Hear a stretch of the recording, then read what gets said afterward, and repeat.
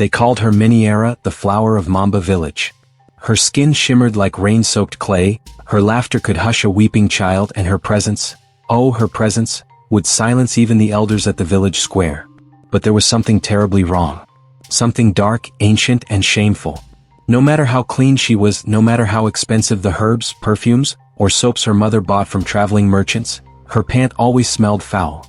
A scent that rotted the air, made dogs bark at night, and left flies buzzing around her even in the coldest harmattan. People whispered behind her back. Some called it a curse. Others said she was possessed. But no one really knew. If only they knew. If only they knew what her mother had done.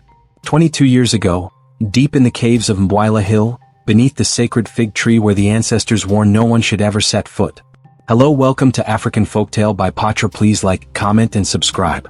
In the heart of Mamba village, a place surrounded by thick forests, red earth, and ancient silence, lived a girl named Miniera.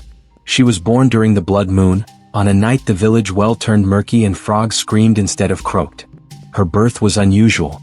Her mother, Machai, gave birth in the forest, all alone, screaming not in pain but in terror. When the midwives found her, she was clutching baby Miniera, her hands covered in strange black markings that faded by dawn. From her earliest days, Miniera was different. She was beautiful, yes, but animals avoided her. Goats would run. Chickens would scatter. And her crib always smelled strange, like something rotting under the soil. As she grew, the scent never left.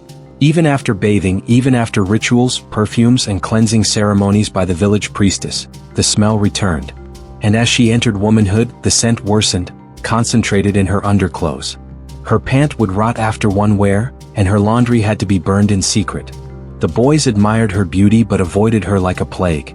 The girls whispered and mocked her. She was cursed, they said. Unmarriable. Unclean. Her mother wept every night. But no one knew the truth. 22 years earlier, Machai had been a barren woman, mocked by other wives. In desperation, she visited the forbidden cave under Mbuila Hill, said to be the home of the forgotten gods.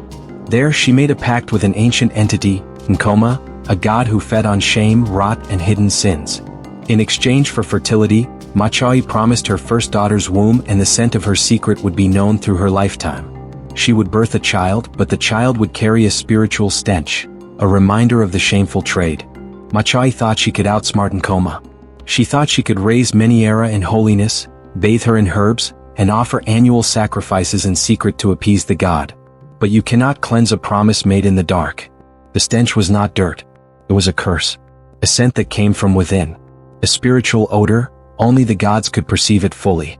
As Miniera approached her 22nd birthday, strange things began to happen in the village. The river dried up overnight, even during the rainy season. Women miscarried.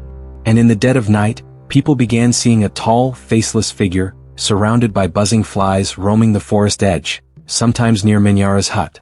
Then the smell worsened. Her presence became unbearable. Even her own mother began to keep her distance.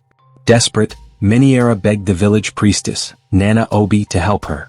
The priestess performed a bone reading and screamed when the bones danced into a perfect circle, a sign that a pact with a forgotten god had been broken. Nana Obi knew then, Nkoma had returned to claim what was his. Don't forget to hit the subscribe button for more interesting stories. Forced by guilt and pressure, Machai confessed everything. The villagers were horrified. They demanded the girl be sacrificed or exiled. But Nana Obi intervened. She proposed a journey, back to the cave with offerings and the truth. Miniera, her mother, and the priestess made the dangerous trek to Mbuila Hill.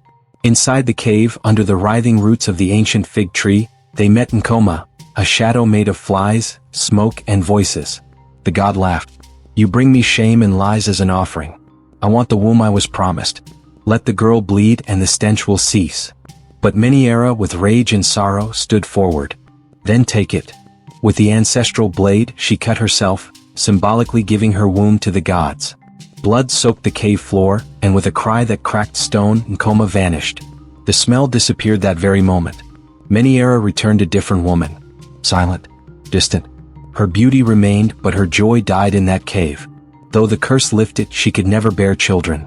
Her womb was claimed, her legacy stolen. The village never saw her the same. Some respected her. Others feared her more. She eventually became a priestess herself, guiding young girls, warning them of the dangers of desperate pacts and forgotten gods. But when the wind blows a certain way in Mamba village, some say they still smell it, a foul stench in the air. A reminder. If only they knew that some sacrifices never truly end. They judged her, mocked her, laughed at what they couldn't understand. But had they known the price her mother paid, had they known the pact beneath Mbwila Hill, maybe they would have called her Meniera the Brave, not Meniera the Stinking One. But in this world people only remember the smell, not the story. Years later, long after Meniera had faded from the whispers of Mamba village, a new generation rose. Children played by the river again. The smell was forgotten. The curse buried with her name. Or so they thought. One rainy evening, a girl named Awil walked home from school. A quiet girl. Smart. Loved by her father. But as she sat beside her mother that night, she whispered something strange. "Mama, why do I smell like the ground after someone has died?" Her mother laughed nervously. "It's nothing, child. The rain has strange smells." But that night, Awil dreamt of a cave dripping with blood, and a woman with eyes like hers whispering, "He waits, and the debt is not paid in full." The next morning, flies circled her bed. The villagers did not speak of Meniera anymore. But Nkoma had not forgotten. For pacts with forgotten gods do not end with death. They linger in blood. They crawl through generations. They whisper in the womb. So, if you ever visit Mamba village and you see a girl sitting alone while flies hum a tune only she can hear, don't ask, don't stare, and above all, never ask why her pant won't stop smelling. Please don't forget to hit the subscribe button.